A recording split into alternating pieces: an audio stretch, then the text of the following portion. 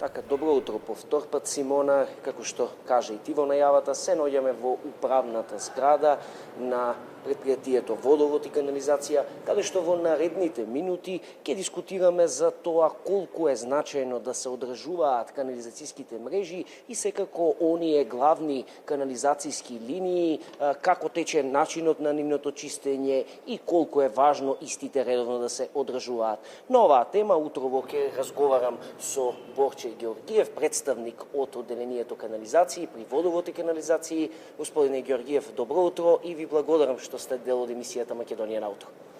Добро утро, ви благодарам и вам. Така, како прво прашање кое што се наметнува на оваа тема, би сакал да ви го поставаме, кои се најголемите предизвици со кои се соочуваат вработените при чистење на канализацијските одводи во Скопје, особено ова прашање се наметнува во зимскиот период или во период на интензивни врнежи од дожд? Чистењето на канализационите линии тековно се одвива секојдневно преку целата година, независно која годишна доба е, и чистењето повеќе е рачно. Зборувам за чистењето на сливниците, како и шахтите. Нормално работиме, чистиме и со цистерни притисок, со цистерни вакуум.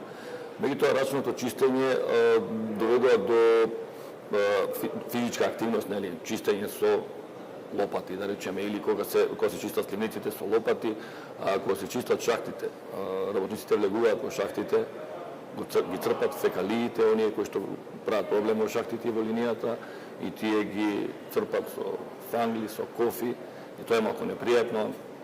Сепак има, нели, непријатни гасови, па можеби и штетни гасови, и сето тоа предизвикува, да речеме, проблем и непријатност во работењето. А кога се интензивните дождови, нели, ние канализацијските линии мораме да ги оспособуваме да бидат континуирано проводни, зборувам за цевките канализациони, но кога се интензивните дождови, па и снеговите, врз сливниците се нанесува ѓубре, повеќе од паднатите лисја, нели, и тоа предизвикува до моментално поплавување, со тоа што тогаш работниците морат и на дождот, нели, со опрема, со кабаници да излезат и да го расчистат ѓубрето врз сливниците, за да може сливникот да абсорбира, да абсорбира атмосферската вода, инаку, нели, настануваат вирови, поплави, така натаму и така натаму.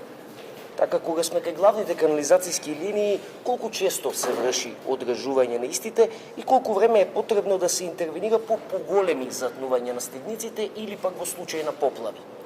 Па како што кажав, значи секојдневно се чистат линиите и шахтите и сливниците. Сега видите, ние имаме канализациона линија во градот Скопје, негде околу 1070-1080 километри канализациона линија во градот Скопје.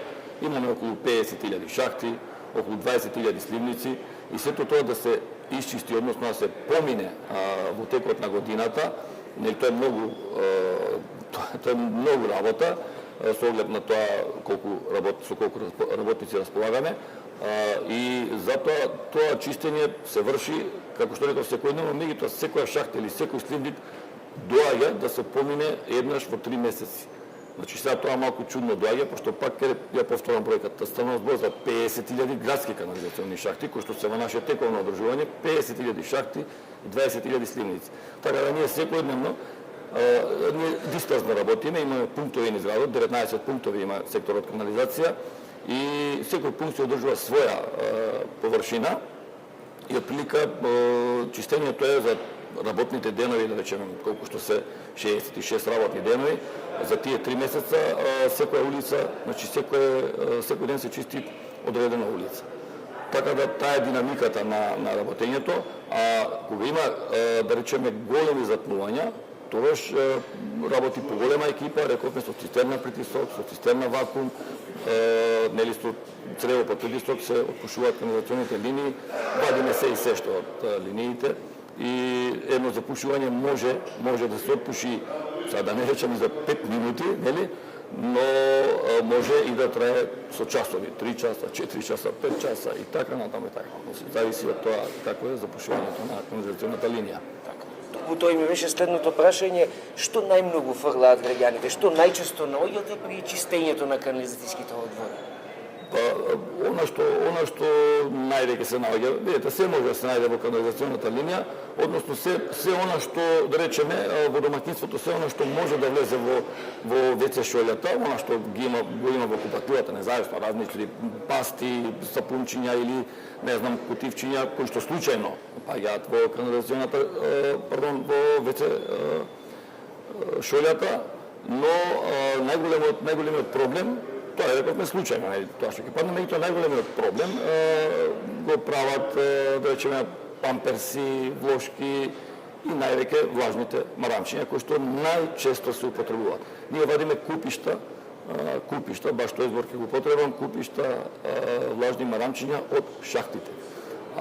Додека наоѓаме и во канализационите линии, ама тоа е веќе од намерно фрлање на разни тврди материјали, градежни материјали, па дури гуми автомобилски сме наоѓале, меѓутоа тоа е веќе намерно фрлано надвор во шахтите на оние места каде што, не знам, граѓаните, тоа е веќе вандализам според мене, граѓаните, ете, наместо да го фрлат тоа некаде каде што има далеку, да речеме, контейнерот или не знам што, употребуваат, отварат чак и фрлат. Често се случува тоа, таквиот начин на фрлање? Па во околината се, точно во центарот на градот може би не, меѓутоа во околината да, често. Така. Добро, кога сме кај граѓаните, за крај да испратиме еден апел, еве веќе кажавме, меѓутоа како тие да внимаваат, како да придонесат за одржување на канализацијските мрежи да бидат чисти, што можат тие да направат по ова прашање?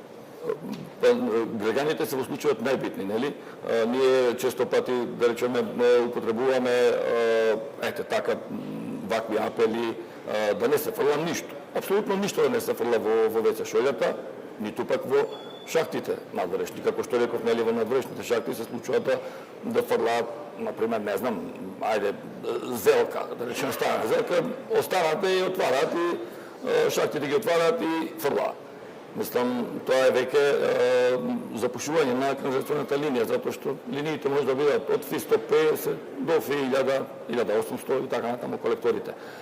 Апсолутно ништо да не се фрла, затоа што доаѓа до запушување, рековме, кое што секако трошок ќе им направи нив, да речеме во домаќинствата кога ќе се запуши канализационата линија, кога ќе не повикаат, ние тоа го наплаќаме. Мислам, не моментално, туку на наредната сметка им доаѓа цената за отпушување со цистерна притисок или пак со сајла.